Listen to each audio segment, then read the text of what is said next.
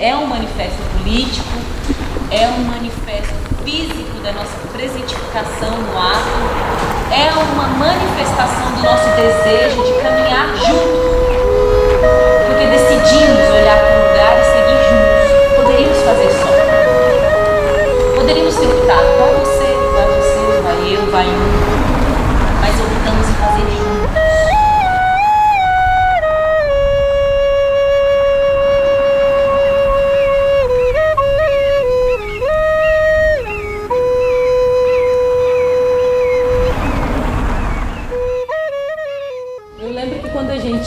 Primeiro que eu acho que é interessante porque o Estirpe foi o primeiro festival dos contadores. Foi o primeiro festival que os Contadores de Mentira realizou. E isso foi em 2014, o grupo nasce em 95. Então tem uma trajetória enorme de tempo, de vida do grupo, até realizar o seu primeiro festival. Eu acho que isso é bem significativo. O momento em que ele aconteceu era um momento pra gente muito importante no aspecto da resistência naquele território.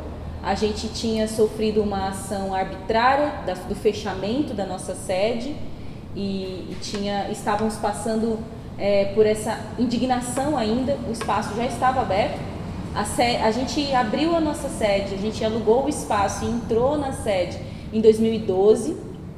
Nos primeiros meses, em 2013, em fevereiro, a gente teve a sede fechada arbitrariamente por uma ação violenta que expulsou nós mesmos do nosso espaço de maneira completamente arbitrária. De um ataque abrupto da prefeitura de Suzano naquele momento, assim, que tinha a gente como alvo. Então aquele alvo, que era aquele espaço de teatro, em várias ações de uma Secretaria de Cultura daquele período, que ao saber de notícias da gente entrava em choque, em pânico. Então era uma briga de coronéis assim contra os contadores, né? Então, um pouco cansado desta relação, a gente resolveu contra-atacar. E a imagem que a gente teve logo de cara foi um apontamento para o alvo. Então, um arco, um flecha, algo que a gente pudesse dizer: aqui você não entra. Então, nós não lançamos a flecha, mas esse estado de atenção, de autoproteção, o Estirpe nasce aí. E aí a gente toma emprestado uma oração que os contadores fazem.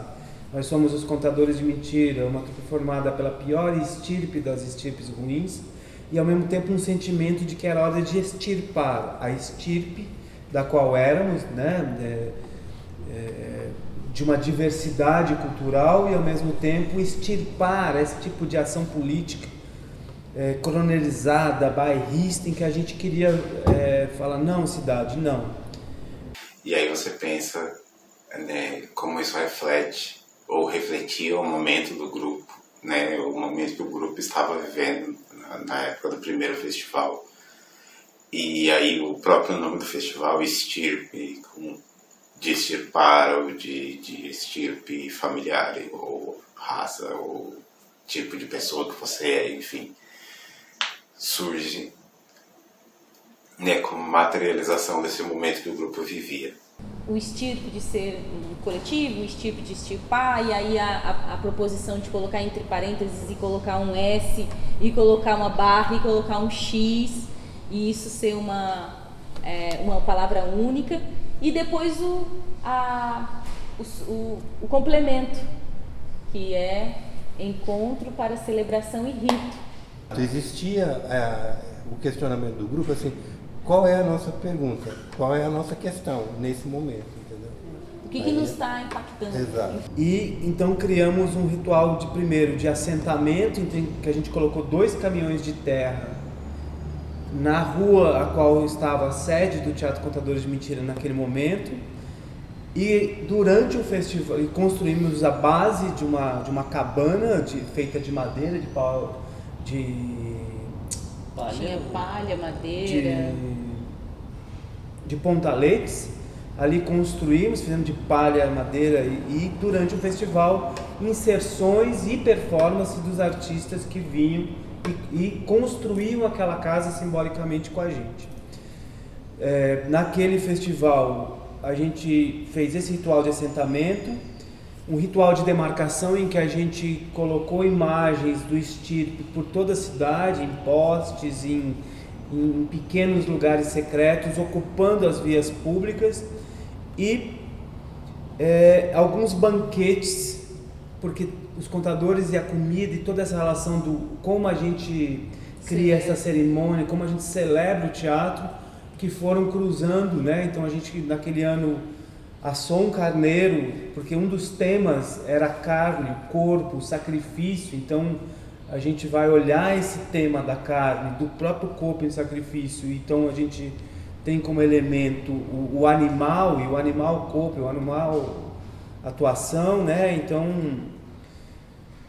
e mais 34 grupos, 34 artistas, coletivos, performers que contribuíram muito naquele ano. E o Cleito sempre teve essa questão do, não, vamos chamar muita gente, vamos trazer todo mundo, vou falar com todo mundo. E o Cleito sempre conhece todo mundo, sempre tem 1000 pessoas. E ele falou, não, vamos convidar. E a gente não tinha nenhum recurso para fazer. Depois, quando ele começou a iniciar, né, a conversa, eram muitas pessoas falando sim e pessoas se oferecendo para participar. Tanto que a gente não programou ser um festival de 30 dias corridos.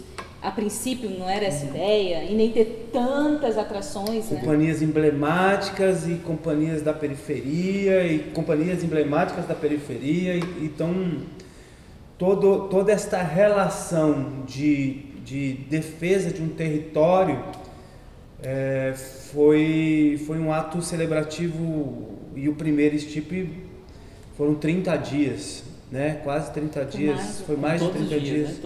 Todos os dias tinha atividade, e a gente e criou uma coisa que é uma característica deste festival específico, que é alinhavar as relações e criar uma curadoria a partir de uma dramaturgia pensada. Os grupos que vêm não vêm apenas pelas suas diversidades, mas de que forma aquele grupo, com aquele simbolismo, com a sua própria história, alinhava com os contadores dentro de um festival que tem um tema. Não é uma mostra aleatória, ela é costurada por uma dramaturgia, e é isso que é incrível, né? Porque é como se de alguma maneira você acompanhasse um fio, uma história só, que vai se juntando até se transformar num grande espetáculo, com a junção de todos os trabalhos. A partir daquele momento seria parte dos contadores, o festival seria parte dos contadores, porque aí depois vocês decidiram fazer de 2 em 2 anos. Foi naquele momento ou foi depois, foi no ano que foi criado o segundo? Eu acho que eu tenho uma resposta, que talvez não seja a resposta de todos, porque talvez a minha lembrança esteja diferente. Mas eu lembro que a gente terminou o estirpe com uma vontade de fazer outro, mas não programamos outro. Exato. E a gente ficou esperando, vamos fazer um outro no ano seguinte. Não rolou, não bateu a vontade, a gente estava com outros projetos, parecia que a gente não ia dar conta, e não aconteceu o festival nesse. No outro ano a gente sentiu vontade de fazer o festival de novo. Então, o Bienal nasceu quase que por um acaso, assim. Não foi, vamos fazer todo a cada 2 anos, né? Então... E até porque foi bastante esforço. A gente percebeu que era um festival que requeria que a gente tivesse bastante doação de tempo, de esforço, de comprometimento.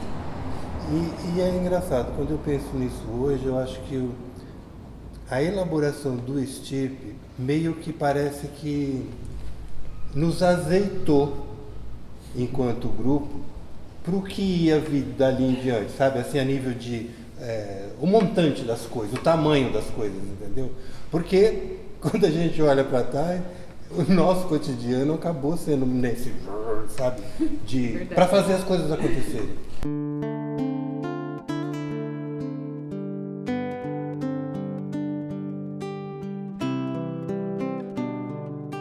Parte das nossas viagens, das nossas procuras, das nossas vivências, sempre em algum momento, né, contempla uma experiência de conexão, né, com os ritos dos povos que a gente visita, com o rito das pessoas, com o rito dos grupos, né, dos territórios, dos coletivos.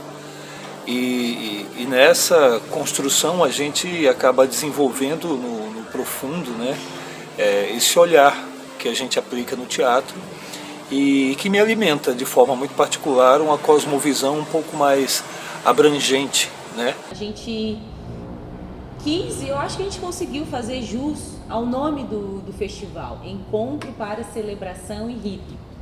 Porque eu lembro que naquele momento, era 2014 quando a gente começou a fazer, a gente estava iniciando o nosso trabalho num espaço, numa sede. Até a gente estava novato em ter uma sede. Fazia um ano que a gente estava de fato experienciando o que era ter um lugar, né? Já que a gente teve esse período fechado.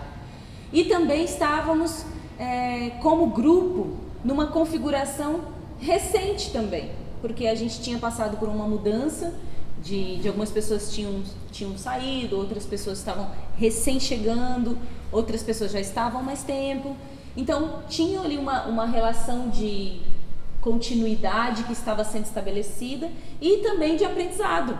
Era o primeiro festival que nós como grupo fazíamos. O Cleito já tinha experiência em realização de festival, já tinha feito em outros momentos, com outras características, em outras circunstâncias, mas nós como grupo não.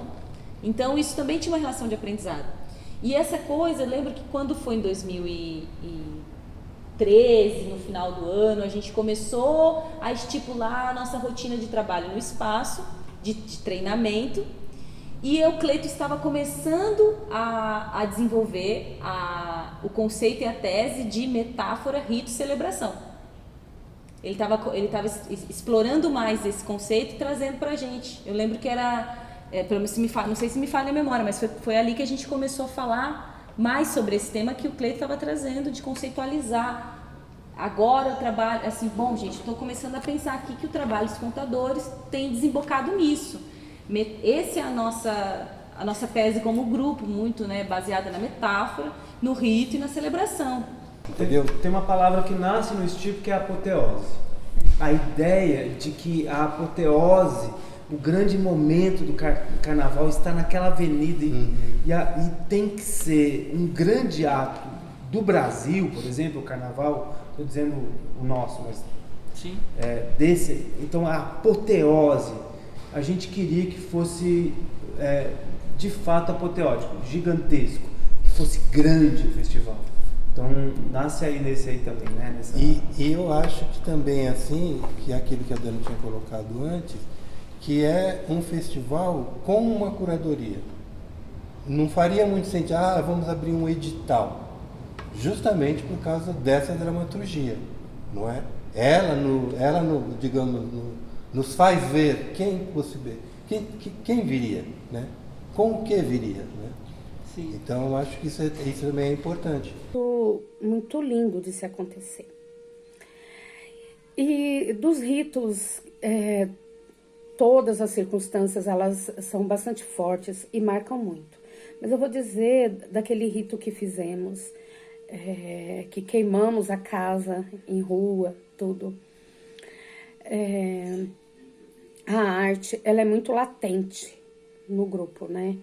Mas eu também, com o meu olhar de ancestralidade, o meu olhar de convívio com essa ancestralidade, me faz também perceber a presença muito grande dessa ancestralidade, como se a cada rito, a cada ocasião, a cada obra criada, eles nos brindassem com a presença deles, com as bênçãos deles, e vitalizando ainda mais essa força, essa potência artística, essa veia tão profunda que todo grupo tem e que coloca de uma forma gigantesca em cada obra, em cada estirpe. No momento exato em que a gente acende o fogo e começa a queimar, vem uma chuva que não deixa essa casa se queimar na sua totalidade, E aí ali a gente entendeu que o festival tinha tomado forças maiores do que aquilo que a gente às vezes projeta. E naquela ocasião da queima da casa, eu pude perceber muito fortemente a ancestralidade, mas não a ancestralidade de orixá, a nossa ancestralidade daqueles de sangue que vieram antes da gente, sabe? Ali presente. Então, acho que uma característica do estirpe está no próprio nome. Encontro, estirpe, encontro para celebração e rito. Os ritos em que a gente quer fazer, a celebração que a gente quer fazer, mas também aqueles que acontecem durante a trajetória do próprio grupo Contadores de Mentira. Muito gratificante, eu digo, que acho que a palavra é gratificante, ver tanta potência e tanta proteção. Eu vejo como uma proteção e uma participação em cada processo que se dá.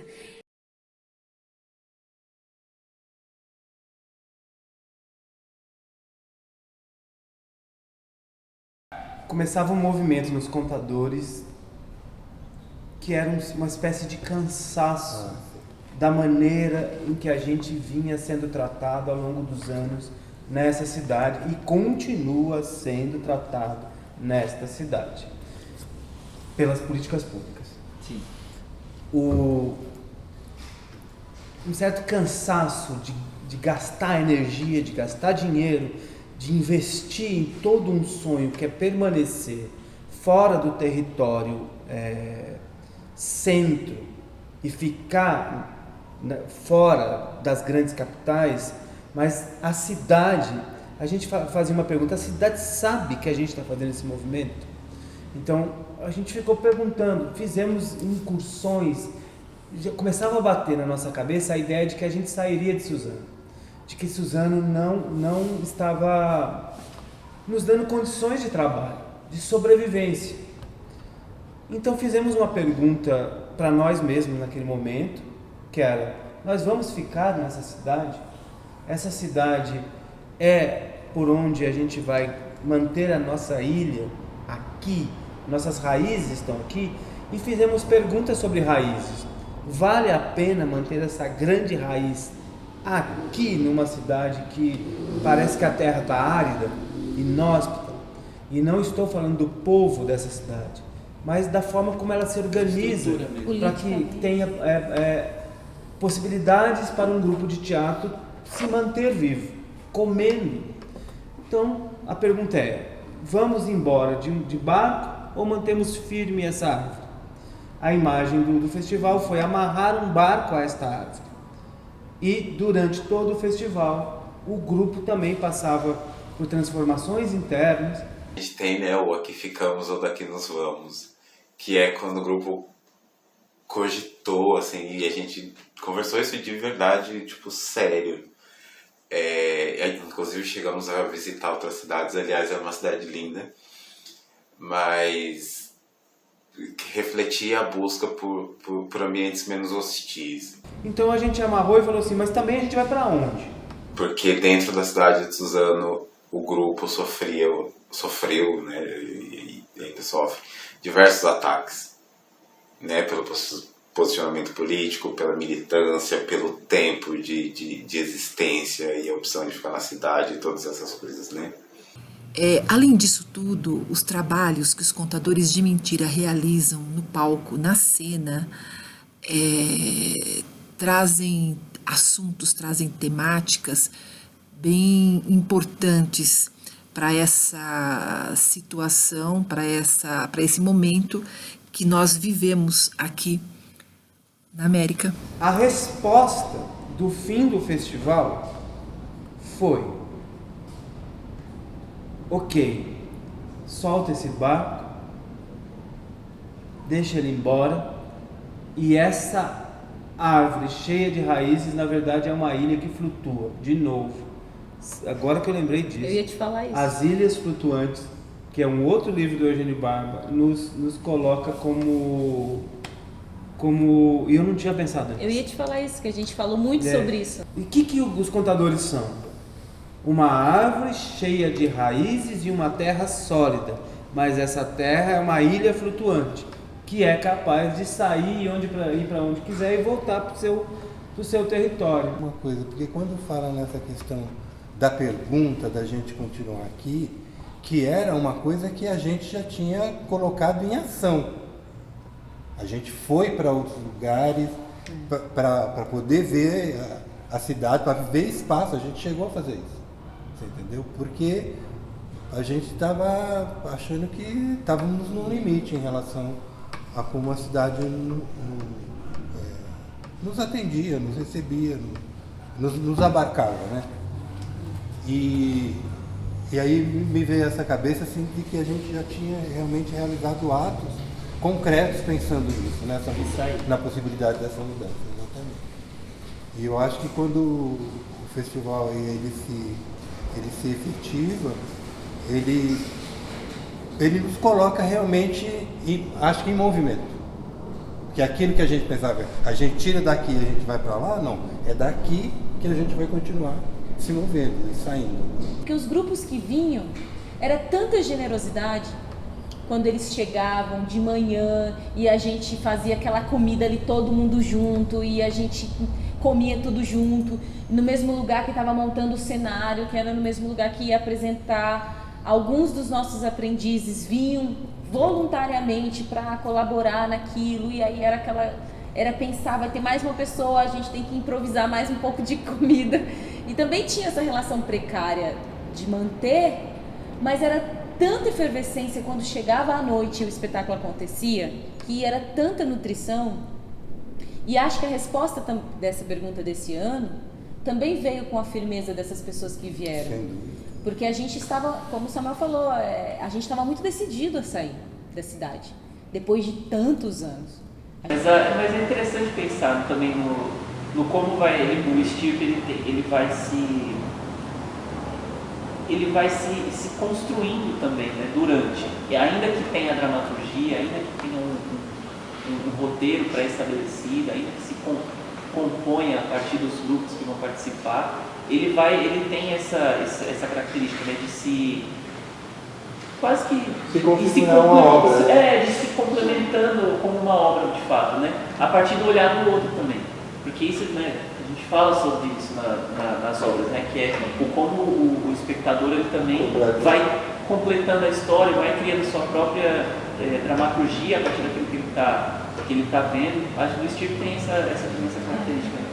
Eu acho que essa é talvez a característica mais exclusiva do festival do Stirpe, que é ter uma dramaturgia, ou seja, não é um festival de atrações, é um festival em que grupos, artistas e atividades são convidados para compor um grande ato performático que só se conclui quando acaba o festival, e compreender que a sua obra vai ser uma parte desta obra maior, que é o festival quando termina.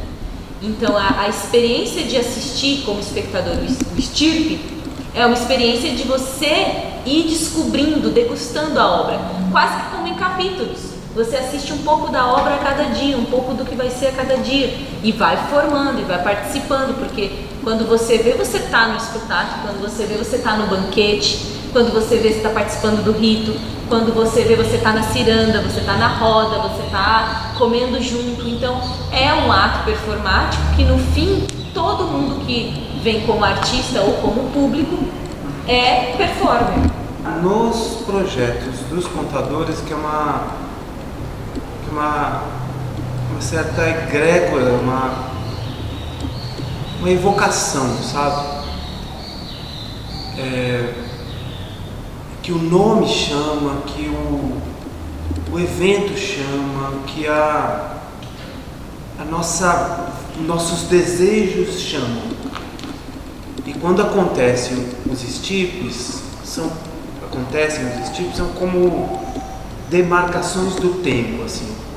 Em que momento nós estamos para o Stirpe não acontecerá. Eu tenho essa impressão, se naquele ano ele for frívolo, se ele for só para ser um festival para cumprir tabela. Eu acho que ele não vai acontecer. Ele ou vai dar errado. Porque a capacidade de evocar algo a partir de um festival me parece uma grande característica do estilo. Assim. Então, quando você vai pensando ele ao longo da história dos contadores, em que momentos ele fincou estaca para fazer, ele é quase que um rito de passagem. Ele é o rito de passagem para a fase seguinte. Todas as vezes que a gente termina o Stipe, vem algo que a gente desejava muito ou que a gente projetou muito. Estou falando isso de verdade, assim, né?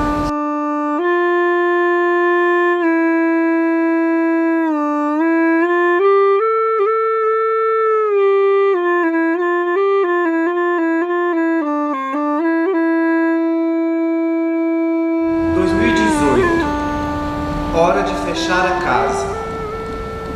Depois de bastante tempo programando a saída, depois do festival anterior, a gente ter construído um diálogo com a municipalidade para tentar, primeiro, procurar terrenos, procurar possibilidades de um espaço público em que a gente pudesse estar. Percebemos de ato que não existiam espaços construídos na região da malha central, até por causa do acesso. Sim. Então a gente não queria estar muito longe. Então a gente falou, vamos procurar. Encontramos terrenos e essa negociação pairava no ar ainda indefinida, com muito estresse, com muita tentativa de negociar, tentando furar os bloqueios públicos, mas sempre na tentativa da legalidade. A gente não queria nada que fosse de favor dos poderes públicos. A gente queria de fato que a cidade compreendesse que um grupo naquela época com 23 anos de história na cidade teria o seu valor institucional. Então fomos construindo aí. Então em 2018, já com a decisão tomada, 6 meses fechando a casa, começando a empacotar as coisas, a gente olha para o teatro e vê todas as nossas coisas embaladas em caixas. Tudo estava desmontado, já não parecia mais um teatro, parecia qualquer lugar. E na rua de baixo a gente estava na finalização de uma negociação de quase 2 anos de pleito de uma área pública para que a gente pudesse construir o que é hoje o Teatro Contadores de Mentira. Então, aquele rito, naquela circunstância, quando queimamos a casa, era quando nós já estávamos com esse novo caminho a ser trilhado, né? E logo uma passagem de um lugar para o outro, e esse lugar não só físico, mas como também espiritual, de se preparar para as novas circunstâncias, os novos desafios e as novas vitórias a serem conquistadas. Tocamos tambor, saudamos o lugar, ali entramos e estamos até hoje com um container ali posto no Parque Maria Helena. Então, todo o processo do terceiro STIP em 2018 foi o que a gente chamou de terra, território, teatro. Naquele ano, é bom dizer, aí vocês falam da questão artística, mas naquele ano é bom dizer, tínhamos um recurso, a gente tinha conseguido um edital, no PROAC Editais, na parte de festivais, e a gente tinha um recurso para fazer o festival, e todos os grupos que participaram do festival, sem exceção, doaram seus cachês para a construção do novo teatro. Através do meu espetáculo de palhaça, Panqueca Solamente, um espetáculo dramático, que eu participei do Estirpe, né, de uma das edições desse festival, né, o Estirpe, que é um festival organizado pelo grupo Contadores de Mentira, né, o grupo de teatro Contadores de Mentira. Eu sou da Companhia do Tijolo, né? Me chamo Rodrigo Mercadante e já tive o prazer de participar de 3 dos 4 festivais, né, que os Contadores de Mentira promovem. Então, eu sou totalmente apaixonada por esse coletivo, mas é uma paixão interessada. Interessante, reconheço. Naquele momento, a Secretaria de Cultura, a partir do Geraldo Garipo, nos dá a possibilidade de também nos ajudar com tendas, com algum apoio da Prefeitura. Era um outro momento. Era uma outra gestão, e aí a gente coloca, para iniciar o festival, 2 grandes tendas de lona, num momento de inverno chuvoso e barrento e muito vento. A gente instala 2 tendas de 10 por 10 e todo o festival acontece nessa maneira precária, mas ao mesmo tempo intensa, né, naquele momento, né? Foi um show que foi feito numa tenda de um espaço que eles conseguiram para fazer a sede deles. Em 2018 que eles estavam fazendo uma ocupação de um terreno onde hoje está instalado o teatro, né? O Teatro Contadores de Mentira, né? Que está para inaugurar, né, em algum momento. Eles estão agora com um espaço que eles construíram em Suzano. E essa permanência nesse território, na cidade de Suzano, no entorno dessa cidade, é algo também notável. Então eu me lembro muito que a gente foi apresentar o Cantilá, que é o Canto Cá. Eu me lembro que chovia muito. E as tendas ainda não estavam completamente montadas, e a gente fez o show ali, naquele lugar, e foi tão lindo. Foi tão lindo porque era um sopro de vida. Ali celebramos, né? Durante alguns dias. No final também fizemos um rito, onde bebemos, dançamos, cantamos, e foi muito potente. A gente está aqui, tinha uma tenda e um show de terra batida e amarrado para não voar a tenda. Voou durante algumas apresentações, a tenda queria voar, na verdade, a apresentação acontecendo e a gente segurando a tenda, mas queria apontar essa coisa de que todos os grupos que ali vieram naquele momento, todos os debates, shows, todos os espetáculos, performances, no quintal, na parte interna da tenda, na parte de rua, também teve espetáculo naquele momento, nas intervenções que teve em muros da cidade, a partir de um projeto local, de ocupar o Céu Gardene, que é aqui na cidade de Suzano, que é bem bairro, bem nas profundezas da cidade. A gente ocupou a cidade, a palavra ocupação estava muito presente naquele momento de 2018, né? Não tínhamos ainda a resposta final, se a gente ia de fato conseguir a sessão diária, mas a gente tinha decidido já que não sairíamos mais, que pós o festival nós continuaríamos aqui. A tenda permaneceria. E durante o festival, com a grande movimentação que teve nas redes,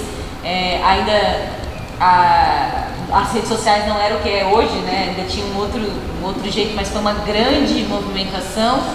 Muitas pessoas também vieram, milhares, e muita gente assistindo o festival e noticiando. E aí durante o festival a gente recebeu a notícia da sessão diária, né? Por via de um decreto que a gente tinha conseguido a sessão diária desse terreno. 3 de agosto de 2018. E aí foi mais simbólico ainda discutir terra, território, teatro, assentamento de resistência cultural, que foi também um dos temas que a gente discutia no festival, e que se tornou isso, né? E eu acho que o símbolo maior desse festival realmente foi a generosidade.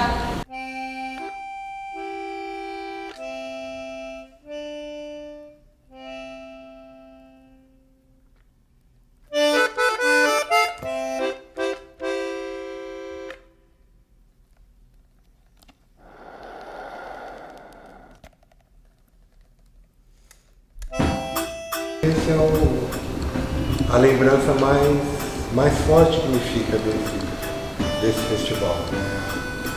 Essa rede colaborativa mesmo que se instaurou, entendeu? Ninguém em nenhum momento, sei lá, quis tirar o grupo fora, ou assim eu não faço. Não, era uma coisa assim aberta, espontânea, né? A pessoa entendia de imediato e aceitava aquela condição. Né? Então acho que esse investimento, né, de entender o quão é importante a construção de um espaço, né? Ter um espaço de arte, de cultura. Então isso é muito forte, né? E estava presente de fato, né, nesse estilo, como até mesmo na transição ali, né? Da gente sair como rito, né? Como rito, sair daquele espaço e vir até aqui, né? Então, eu vejo bastante semelhança, tanto no rito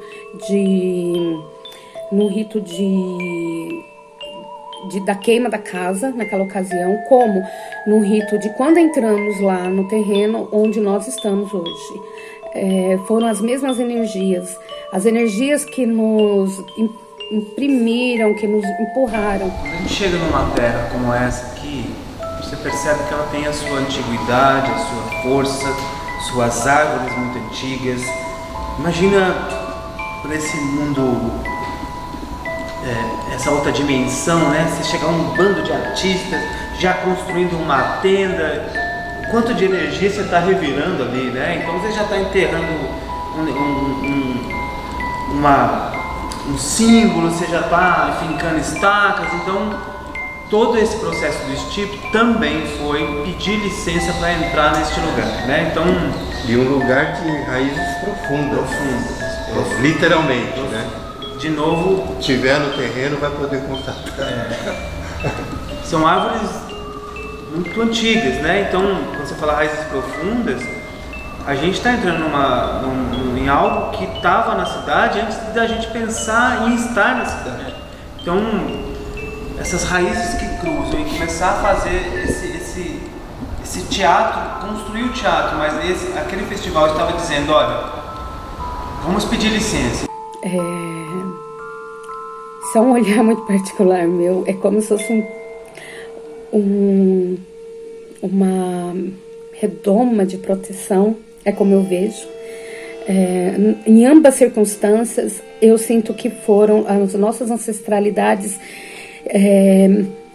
de nossas raízes, sabe? Eu lembro do último dia do festival, a gente trazer as nossas figuras, nossas máscaras, nossas danças, nossos tambores, nossos ritos, tocar a mão de todas as pessoas, de tomar cachaça, de criar uma efervescência espiritual daquele momento, de fazer de traçar a terra, de derrubar a cachaça no chão e de conclamar que estávamos naquele assentamento e que a gente estava pedindo licença. E sabe uma coisa que eu lembrei também agora? Que em 2016, naquele momento do Stipe, que foi para apresentar o Stipe, não, foi para apresentar lá no espaço, quase no fim do ano, que eu vim aqui nesse terreno pegar as folhas secas. A gente sempre vinha aqui pegar folha seca. E depois levar para lá, né?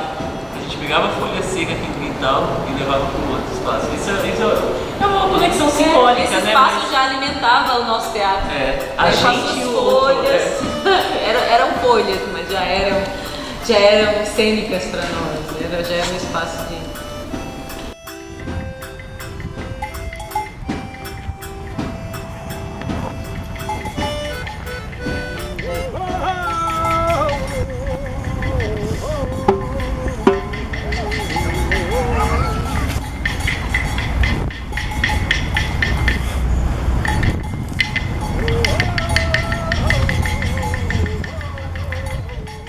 achávamos que íamos fazer em 2020. E aí tem um pulo na humanidade que muda tudo. Tem uma mudança enorme política no Brasil, né, em 2018 ainda. E quando a gente fez o festival, a gente não acreditava que poderia ter uma realidade tão cruel, tão avessa a tudo, tão violenta, tão cheia de ódio. Então, a partir daí já mudou o panorama social, político, cultural, né, do desmantelamento das coisas. Então, acho que em 2020 a gente iria fazer iria fazer a quarta edição. E aí, 2020, pandemia. E acho que essa condição nos colocou tipo em alerta para o ano seguinte, assim, quando eu penso hoje. Porque aquele momento assim que houve uma paralisação real do grupo também, todos os conflitos que rolaram durante esse período. A partir do momento que eu acho que se adentrou 2021, a gente também já mais, digamos, a gente conseguiu se fortalecer um pouco mais com tudo aquilo que a gente viveu em 2020 e uma disposição nova ali diante do que a gente tinha acabado de viver. E pelo menos a lembrança que eu tenho, acho que desde a primeira vez que a gente sentou para começar a pensar o STIP na sua quarta edição,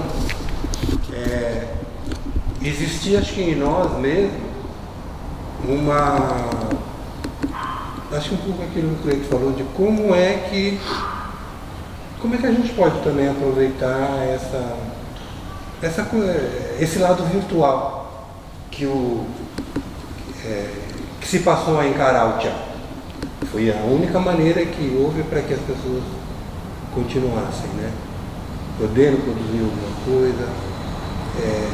E eu acho que essa questão, ela foi primordial, porque também a cabeça da gente começou também a fugir acho que do que a gente viu até então, em relação à questão do teatro nas redes, né? E aí acho que a partir daí já houve parar essa possibilidade. Se via internet, talvez a gente possa ir um pouco mais distante, né? Um pouco mais longe. Se o mundo ficar pesado, eu vou pedir emprestado a palavra poesia. Se o mundo emburrecer, eu vou rezar pra chover palavra sabedoria. Se o mundo anda pra trás, vou escrever num cartaz a palavra teimosia. Se a gente desanimar, eu vou colher no pomar a palavra teimosia. E se acontecer afinal de entrar em nosso quintal a palavra tirania,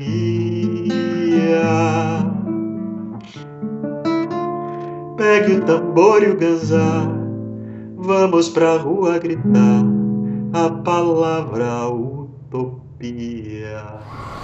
Aí se deparar com a pandemia naquele momento e se estendendo, a gente ir perdendo, inclusive pessoas próximas, pessoas conhecidas, vendo os nossos sentidos caindo por terra, vendo com o avanço dessa onda fascista, aí entra a pandemia, com essa onda negacionista, a gente vê tudo crescendo, né? Inclusive as mortes, não só por conta da pandemia, mas por conta do ódio, da intolerância, de ver cada vez mais as mulheres, né? Inclusive nesse momento da pandemia, morrendo mais, dos corpos LGBTs morrendo mais, não só, né? Aí eu repito, não só pelo contexto da pandemia, do vírus em si, né? Mas por essa onda mesmo do bolsonarismo. E aí a gente vendo, a sensação que eu tenho é que eu via os nossos sentidos caindo mesmo, assim, as nossas possibilidades sendo tiradas. E aí pensar o estirpe, repensar o estirpe foi pra mim, isso aí é um sentimento pessoal, não foi um momento de respiro. Foi um momento de sentir de fato que o nosso chão tinha sido tirado. E aí, nós, como um grupo de teatro, entender como que a gente faria. O que a gente faz agora? A gente se entrega? A gente deixa tudo ir por água abaixo? A gente vai junto? A gente viu os nossos parceiros também indo embora, por vários motivos, né? E o motivo em si não está em pauta.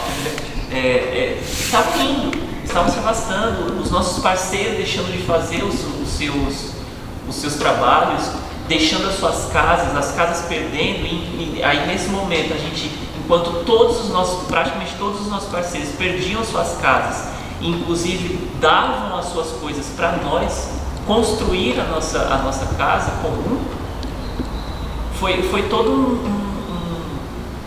um balanço mesmo, assim, que particularmente eu senti, mas eu acho que posso falar até pelo grupo, né? De reestruturação, como que a gente recompõe o STIRP. A princípio, né, quando a gente sentou pela primeira vez para falar sobre ele, ainda no contexto do início da pandemia, que a gente não tinha nem pensado em vacina nem nada, foi tipo, não dá para fazer, não temos como fazer.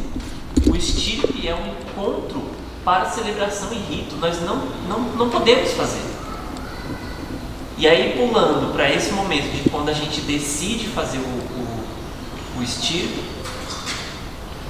sentar, olhar as nossas próprias estruturas, entender como nós íamos reconstruí-las, chamar as pessoas que estão nesse contexto todo, não da América Latina, né?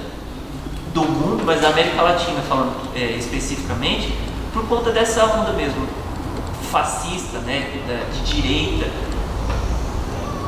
E aí entrar, né, o ódio aos profanos.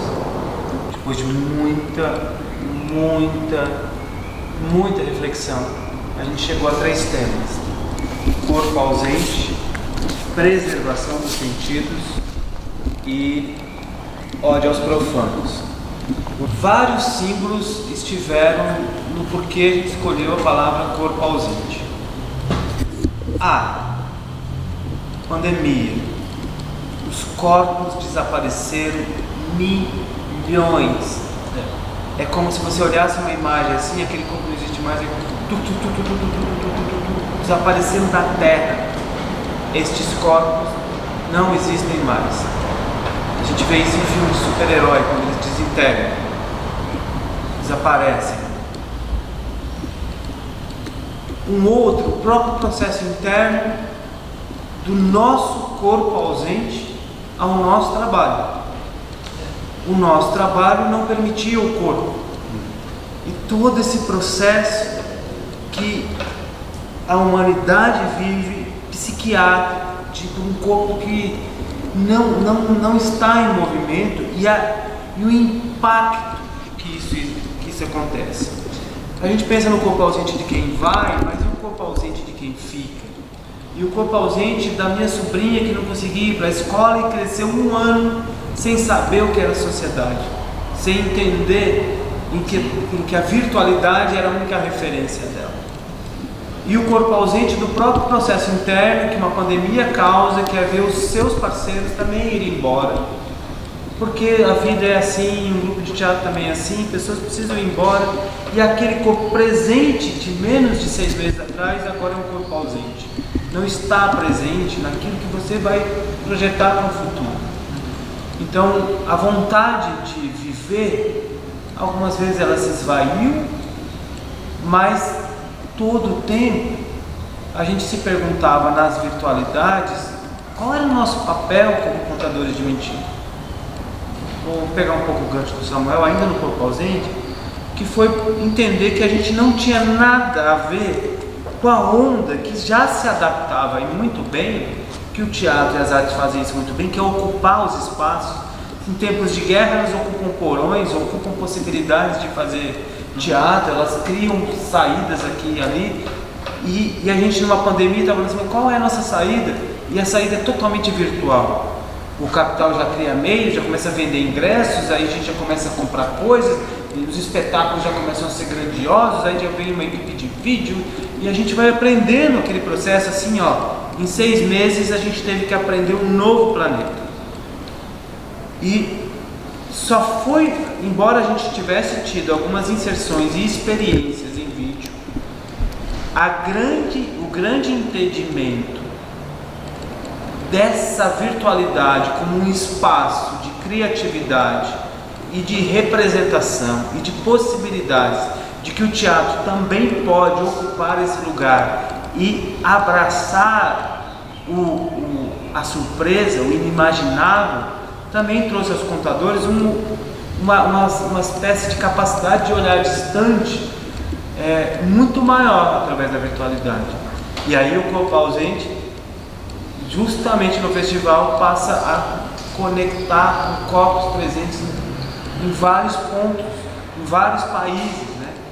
E então não foi à toa que naquele festival a gente trouxe, por exemplo, o Miguel Rubio, que tem um livro chamado Corpo Ausente, e de uma obra que abriu o festival, foi uma obra chamada Jose Ayacucho, que vai falar exatamente de um corpo que que reivindica o seu direito de ser enterrado com todas as partes.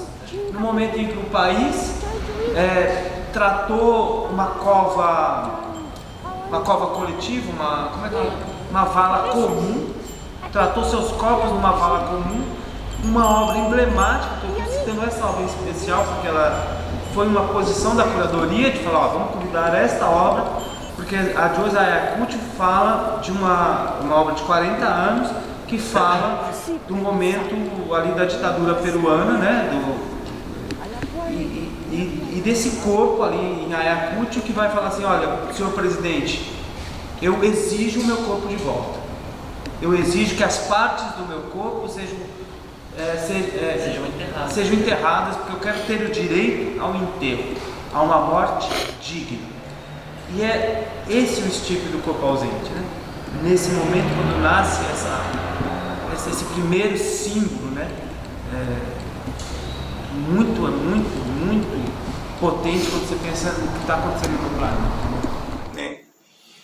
Então, assim, essa edição me trouxe coisas excelentes para não só para refletir, mas também para esperançar. Foi uma edição para esperançar. E a partir daí a gente então deixa assim, o segundo momento, né, que é a questão da preservação dos sentidos. E aí, e talvez aí para mim um dos momentos mais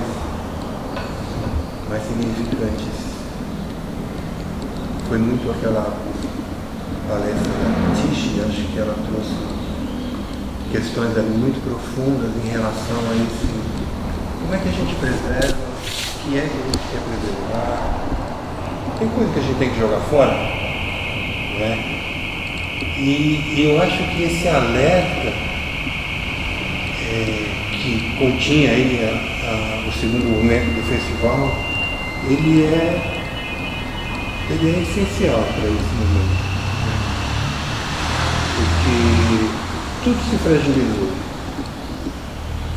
Eu acho que essa imagem que o Cleiton traz aí do corpo ausente, desses corpos desaparecendo, também acho que tem a ver com os sentidos, porque é aquilo até que a gente comentou agora em relação a que hoje em dia já existe um exercício para que você recupere a sua articulação atrás da máscara.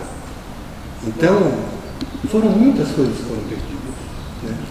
Talvez a gente ainda não tenha noção clara, não tenha mais. Muitos sentidos sumiram também, né? Então, eu acho que esse segundo momento é como que uma injeção, assim, para que a gente solte, né, os neurônios que ficaram apagados, comecem a reacender novamente, né? Que me dio mucho gusto porque este fue un evento que pulsó la realidad latinoamericana, los estragos de la pandemia desde el punto de vista sanitario, pero también desde el punto de vista social y político, con los efectos desastrosos de las malas políticas estatales y gubernamentales para controlar esta situación tan adversa. Pero también se abordaron con una postura política clara problemáticas de la região. E a gente fez em 2021, ainda um pouco preocupados e sem saber, assim, um pouco receosos do virtual, um pouco quase que meio que, mas é aí mesmo que a gente vai colocar um festival que se chama Encontro para Celebração e Rito. Como ritualizar no espaço virtual, como celebrar num período de dor, como celebrar num período em que a vida está acontecendo nas telas, como criar tudo isso, como transportar o nosso fazer, como transportar os nossos corpos, que até esse momento estavam em modo privado, estava no resguardo, como colocar tudo isso numa tela de celular, como que aquilo que você vê tão enorme como vida, você vai ver aqui, uma coisinha minúscula. Então essas dúvidas, essas perguntas todas também nos levaram a construir esses atos. E esse ato final, que era Ode aos Profanos, e que foi o nome do festival, também veio para a gente também dizer, estamos vivos, apesar de você. O que me parece tão... A gente às vezes não percebe na vida o valor de rir, de estar em paz, de dançar. Nosso comprometimento é sempre muito complexo, as sociedades se julgam, se importam com a felicidade do outro e imperou no planeta, e está imperado no planeta, uma imensa e profunda tristeza, perpetrada por essa onda conservadora e violenta de dominação de um modelo de vida que tem um único Deus e sua única perspectiva do mundo, e que todas as outras pessoas estão erradas, que não deveriam existir na Terra. Então fazer uma ode aos profanos é uma luta ao direito à felicidade. Em meio à pandemia, a dor que nós estamos sentindo, resolvemos proclamar a festa, evocar a festa, evocar o fato de que eu tenho o direito a exibir meu corpo, e que ser profano não é uma doença, é uma delícia, é a possibilidade da liberdade. Profanar o conservadorismo, assim como entrar em nossos terreiros e destruir os nossos altares, é também tirar os altares religiosos e dizer, não, eu vou carnavalizar o mundo. O teatro está aqui para carnavalizar o mundo. Eu não posso viver numa sociedade que ainda pensa como se pensava 2000 e poucos anos atrás. Eu vivo em um outro mundo. Essa conclamação, essa evocação dos corpos, e é a grande revolução do planeta, essa revolução dos corpos dizendo, vocês não me enquadrem em nada, eu sou um corpo livre, e livre não tem nome, e livre tem nome, e não tem nome, é também uma evocação aos profanos dos grupos que a gente convidou, que fizeram esse papel na história, e com isso trazer felicidade, um certo sentimento de que no meio de tudo isso eu precisava, você falou, Samuel, descolar os músculos que estavam na máscara assim, e que começou a falar baixo, e que já não falava nem articulava, né, isso que você estava falando. Então de repente ele começa a se articular de novo e ri. Nossa, que delícia isso aqui, que delícia, que gostoso. E gostoso no sentido de gostosura mesmo, do meu corpo começar a vibrar. É lógico que quando a congada vem aqui, ela emana uma possibilidade de tambor que deixa os conservadores enlouquecidos. E vou falar isso no detalhe, porque enquanto a congada estava aqui, esse povo resistente estava cuspindo na congada. Passava aqui que estava gritando para a congada porque estava tocando tambor. Então esse também é o enfrentamento de um festival. Os conservadores ficam loucos, mas os profanos estão dizendo, agora é hora de eu dançar, de eu ocupar esse espaço. Também isso é um festival, né? Também isso é uma atitude de um festival. Então, nunca esquecer o pequeno detalhe, né? Assim, dessa luta contra esse poder violento, né?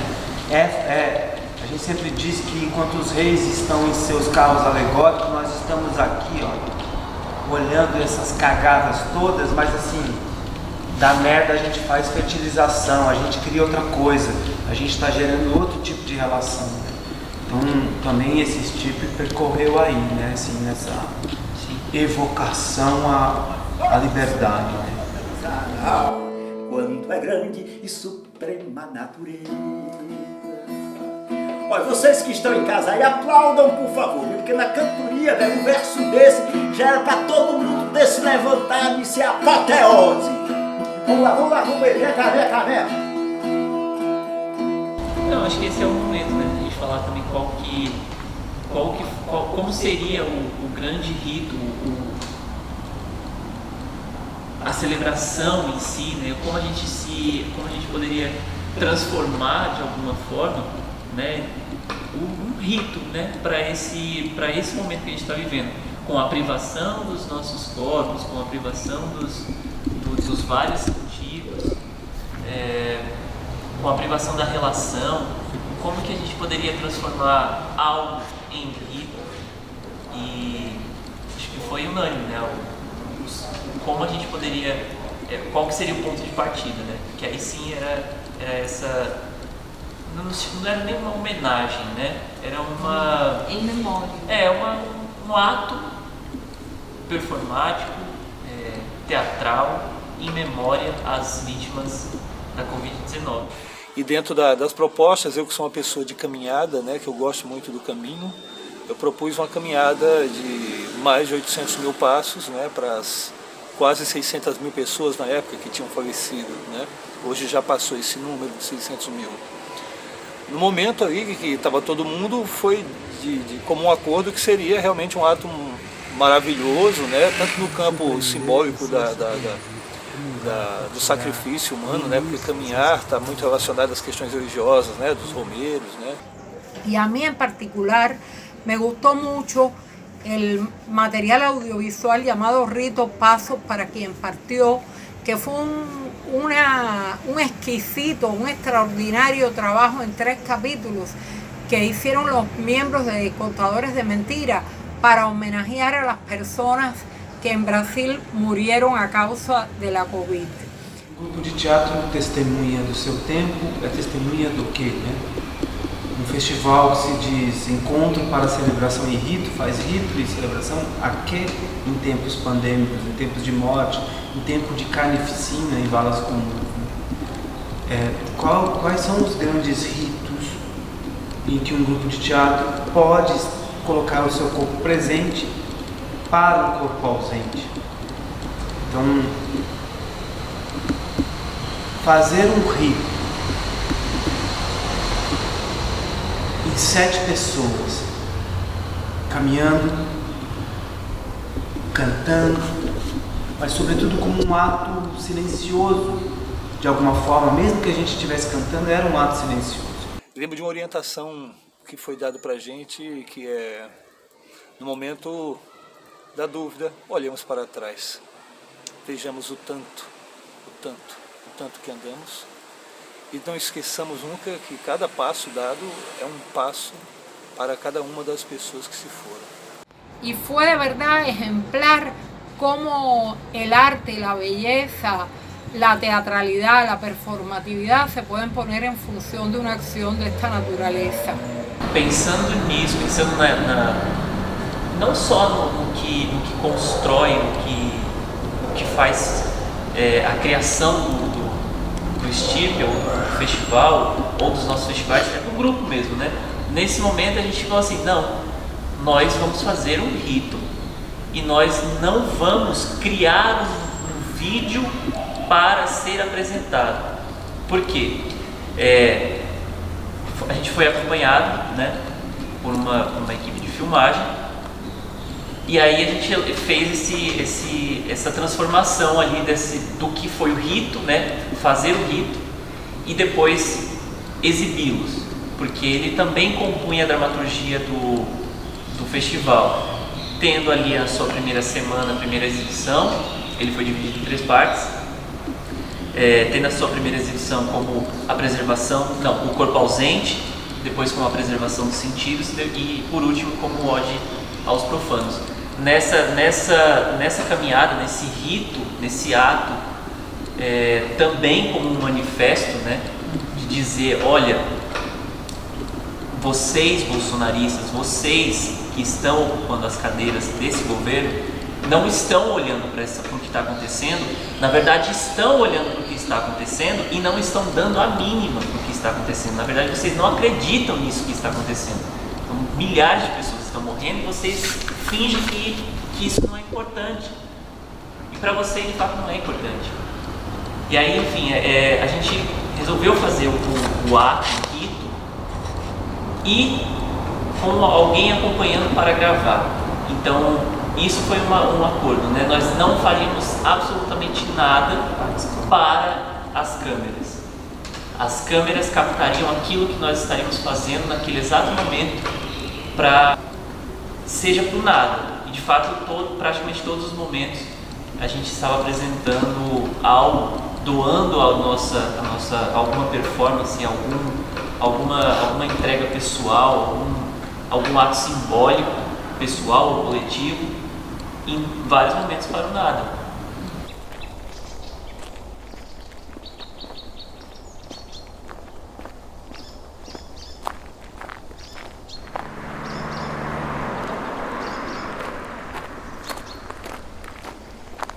Subir lá, depois vocês colocam o texto. Tá bom, só suba agora, porque dá um pouco. Meu camarada.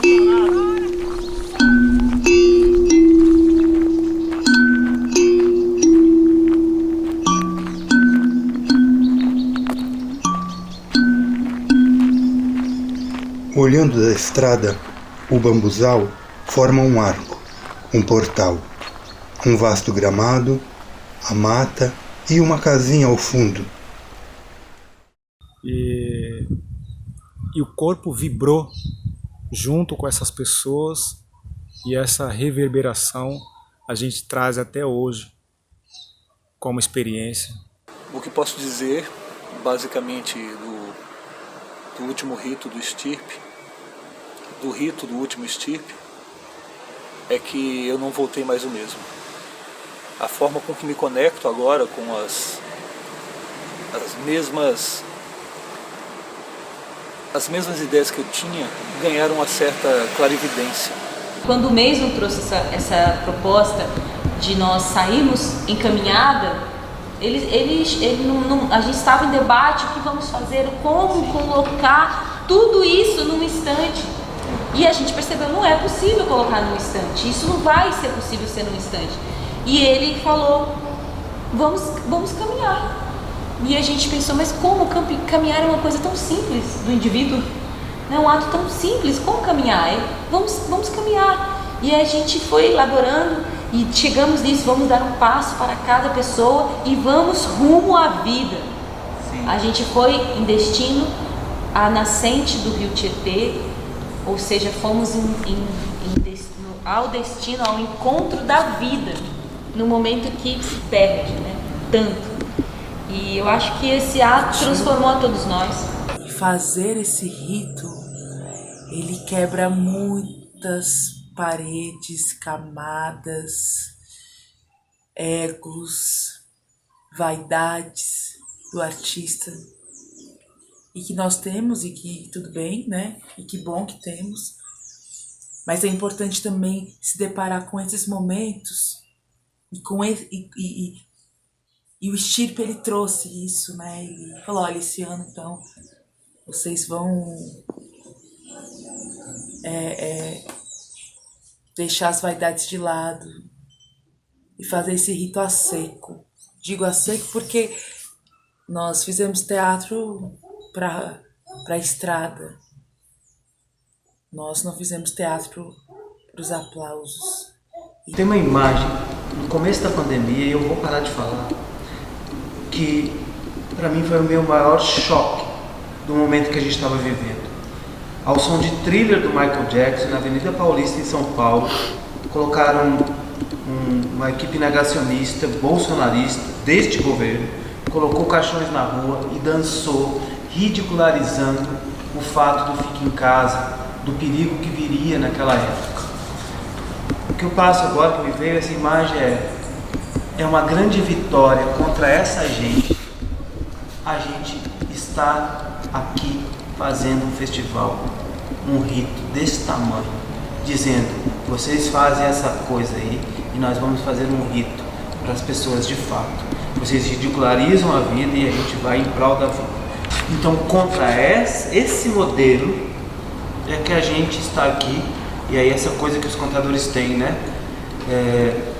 Urubus que espreitam, nos escutem, aqui estamos, e reparem bem, pois poderíamos não estar, e desta forma tudo seria diferente.